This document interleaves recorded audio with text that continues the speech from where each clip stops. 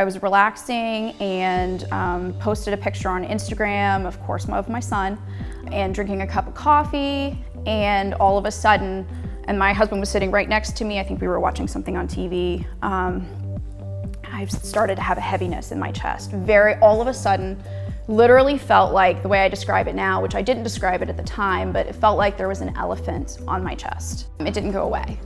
And I kept waiting, thinking it's gotta go away, and it didn't. And just didn't feel well, felt like something was really wrong.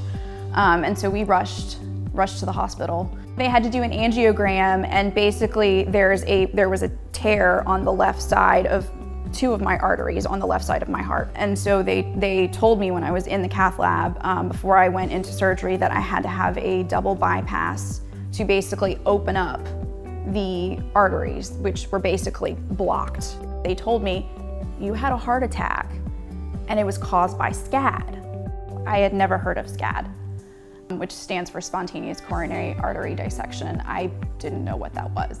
In my situation, and I think a lot of situations like this, timing is everything. I mean, minutes, seconds, they matter. There aren't words to express how incredibly grateful I am.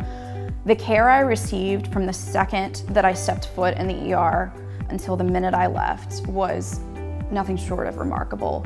There were so many people who came in to try to explain, because it's a very complex condition, obviously very rare, I'd never heard of it, and they did a great job of explaining to me what was going on and why they were doing this and why they were doing that, and kind of long-term care, what I need to think about. But all in all, I'm doing extremely well. My heart function is back to normal, so doing great.